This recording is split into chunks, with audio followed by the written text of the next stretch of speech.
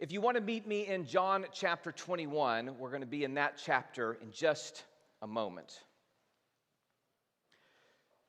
Sometimes I wonder if Jesus' disciple Peter ever had nightmares.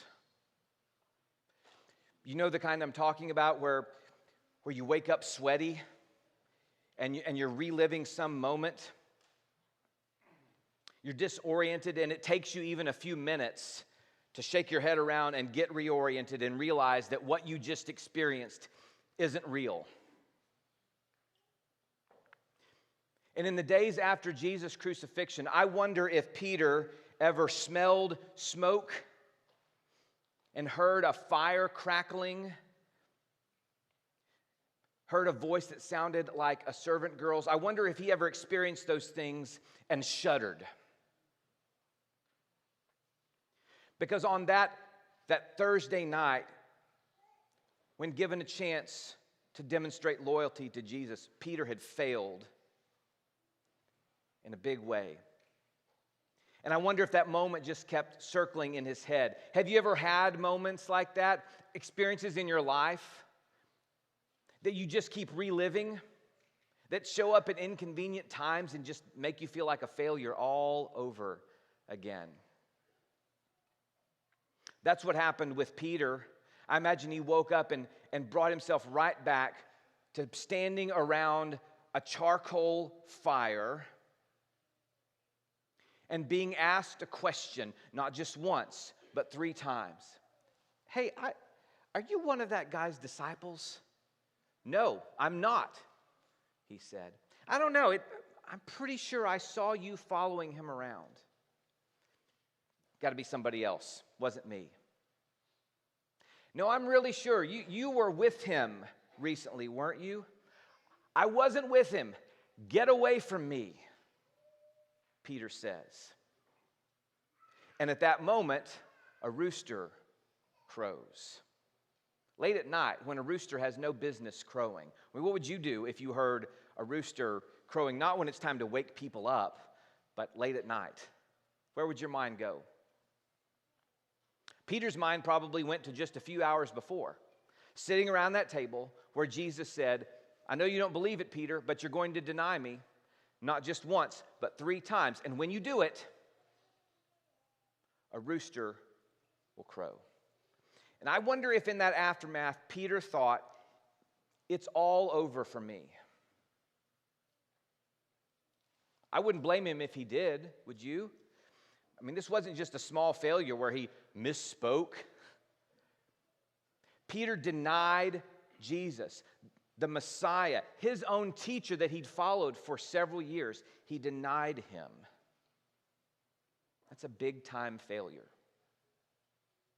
And if that moment were the end of Peter's story, it would be all over for him.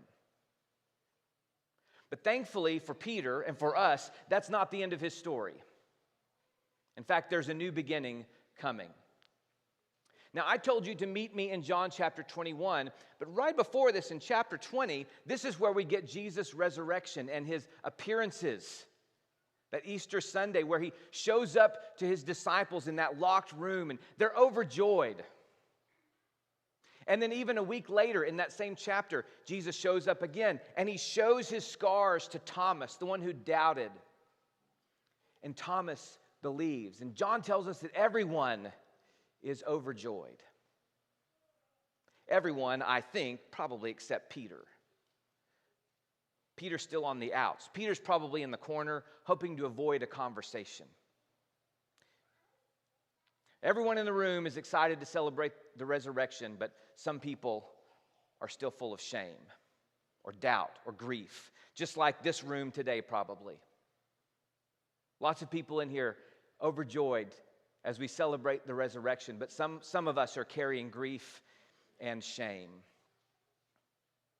And so thankfully, there's another chapter in John's gospel. Even after we think it's ended, even after the tidy wrap up in chapter 20, there are more things to come.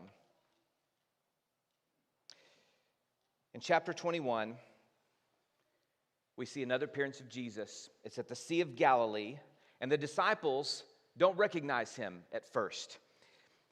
They're just spending time together, and Peter decides to go night fishing. I don't know why Peter decided to go fishing here. Why does anybody do anything sometimes? Maybe he just wanted to do the one thing that made sense to him in his disoriented life. All the others decide to go with him, but things don't go as hoped. John tells us the same thing I had to come back and report many times after I had gone fishing with family members. That night, they caught nothing.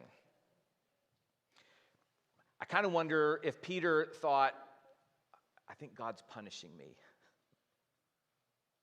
Whatever he thought, it didn't have time to fester. Verse 4, early in the morning, Jesus stood on the shore, but the disciples did not realize that it was Jesus. So they're processing their failed fishing trip. Jesus appears, the one who was killed a week or so earlier, the one they'd all deserted, the one that many of them had seen yesterday, but they don't know who he is. Maybe just someone passing by. Maybe things are about to get interesting. Verse 5, Jesus called out to them, "Friends, haven't you any fish?" I don't know if that's a taunt or not. "No," they answered. He said, "Well, throw your net on the right side of the boat, and you'll find some." And when they did, they were unable to haul the net in because of the large number of fish. Then the disciple whom Jesus loved said to Peter, "It is the Lord." Now they recognize him. After the miracles and the abundance, the fishing, this now is Jesus. They know it. Their teacher, risen from the dead. And Peter jumps into the water, and the rest of the disciples have to stay on the boat and haul the fish to shore. Peter is swimming about the length of a football field, and then he puts his feet on dry land. And when he does, he sees something. He smells something. Verse 9, a fire of burning coals there with fish on it and some bread. So when they all land, they see a charcoal fire. It's the exact same kind of fire. It's the exact same original word John uses here. He only uses it for the fire of the denial and now this fire that Jesus has prepared on the beach. Have you ever had like a smell or a sensory input take you right back somewhere? My grandparents' house had a distinct smell. And it was the source of a lot of good memories and associations. So when my granddad died, I got a pair of his overalls, and I kept them in this sealed container. I didn't wear them very often. But you could open that container every now and then and still smell it. And it lasted for a few years. And when I would smell it, it would take me right back to childhood memories. And it wasn't just memories, it was all the emotions that were associated with that. I don't know if you have sensory memories like that. I don't know if you can maybe remember the smell of your very first car. Or if I said, tell me what music was playing on the stereo when you were in high school. Maybe it's a taste of a certain dish, holiday time. And if you had a bite of that again, not only would you enjoy the taste, but all these memories would come flooding back. Sometimes they're good memories, sometimes they're difficult memories. And I think that if Peter had tried to pack his pain away, I think the sight and smell of this fire brought it right back. Not just a cognitive memory of him saying, I don't know the man, but the panic that he felt. Not just the sound of a rooster crowing, but the shame that he felt on the inside. So Jesus, I don't think he just lit a fire to cook breakfast. I think he lit a fire to bring Peter back. So they eat breakfast, probably some awkward silence. The last time they ate together, Peter had strongly denied Jesus' prediction, and then he denied him. And now, around this charcoal fire, there's probably an unspoken, I told you so, echoing in Peter's head. But after breakfast, Jesus breaks the silence. Verse 15, Simon, son of John, do you love me more than these?" "Yes, Lord," he said, "you know that I love you." Jesus said, "Feed my lambs." And he asked the question to Peter 2 more times, and 2 more times Peter answers, "Yes, of course." And Jesus keeps giving him tasks. Take care of my sheep. Feed my sheep. This isn't some casual conversation. This is Jesus doing something very intentional. After this 3-step Q&A with Peter, Jesus doesn't give him a hug or give him a new badge and credentials or say, "Welcome back into the club." Jesus gives him a task. Because in John's gospel, the questions Peter gets asked at that denial fire are very specific. It's not just, "Do you know him?" It's, "Are you his disciple?" Peter is not just denying a friendship, he's denying his discipleship in John's gospel. So Jesus is now giving Peter a second chance, but he's going to tell him what it will now mean for him to once again be a disciple. Verse 18, Jesus says to Peter, "When you are old, you'll stretch out your hands, and someone else will dress you and lead you where you do not want to go." Jesus said this to indicate the kind of death by which Peter would glorify God.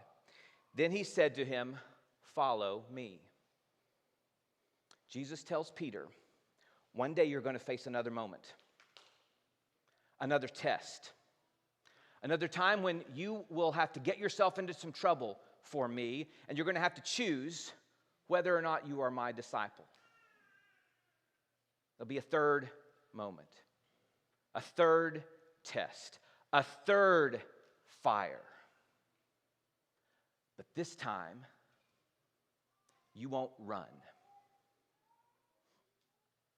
I don't know if you've had moments of failure, and you think they're so definitive that you cannot recover from them. And maybe you're worried that you're just going to fail again and again and again. And Peter's story says, just because you failed at one fire doesn't mean you're going to fail at the next one. In Irish tradition, there was a king named Conn of the 100 Battles. The story says he lived around the 2nd century A.D., and you might think with a name like Conn of 100 Battles, it was just victory after victory after victory. But it wasn't. The stories about his life include some wins, some retreats, some humiliating defeats even. But you got to pay attention to his nickname. It wasn't Conn of the 100 Victories. It was Conn of the 100 Battles. And he had the scars to show for it because he kept showing up again and again. And not every time was a victory. But he was known as the one who kept showing up and had his battle scars from his wins and his failures. I think that's what Jesus is doing with Peter. I mean, Peter's not going to be known as Peter of all the victories, but he's also not going to be known as Peter of the 3 denials. He's going to be remembered for what he does next. He'll be remembered as the one who got back up, who showed up again, who followed, the one who was willing to face the next fire. Where is it for you that you don't want to show back up? Is it in a relationship where the last words said left you confused or hurt or ashamed? Maybe it's in your own secret world where you just keep battling the same old temptations, the same old secret behaviors, the same old addictions. And Peter's story says, show back up because Jesus is with you in your next fire. Some of you you're just still standing at the first fire, the fire of denial. You're replaying it and living in it. You're defining yourself by that moment of failure. Some of you, maybe even that fire has a name. It's a conversation you wish you could take back, or a decision that hurt someone you loved, a season where you walked away from God, a version of yourself you're ashamed of. For some of you, it's not that you replay it over and over again. You've learned to ignore it. You've stuffed it down. You stay busy, you keep moving, you change the subject, and you build a life where you never have to go back to that place. But once in a while, whether you mean to or not, you open that sealed container and you smell a smell, you taste a flavor, and for that moment, you are right back there again. You're back at that fire. And here's what you need to know. When Jesus meets Peter at the fire, he doesn't pretend that nothing happened and that everything's okay. He doesn't ignore it. He brings Peter back to it. Not to shame him, but to restore him. And he doesn't just forgive Peter and pat him on the back. He gives him something to do. Feed my sheep, he tells him. Failure does not disqualify Peter from the next mission. It's what sends him into it. And the question that Peter faced, are you one of his disciples? The question, it hasn't gone away, and it still gets asked to us. Not maybe by a servant girl around a fire, but in moments where following Jesus costs you something. Maybe in your workplace, or your relationships, or your decisions. Are you one of his disciples? Some of you may have been saying, no, not really. And that's okay, because today is not about shame. Today is a day of restoration. It's about your next fire. But the only reason that there is a next fire for any of us is because Jesus is no longer in the grave. The resurrection is not just that Jesus is alive, it's that he's come back to give second chances. Isn't that something all of us need at times? Because of the resurrection, Peter's failure doesn't get the final word. The first fire says you failed. The second one said you're restored. And the risen Jesus is already on the beach cooking breakfast. Not waiting for you to fix it or waiting for you to earn your way back, but he's ready to receive you and restore you and send you forward. So this week, instead of avoiding that place, I invite you to name it. I invite you to bring it to Jesus and tell him, I need restoration. I'm ready to move forward. The question is not, have you stood at the first fire? You have. The question is, will you meet Jesus at the second so that you're ready for the third?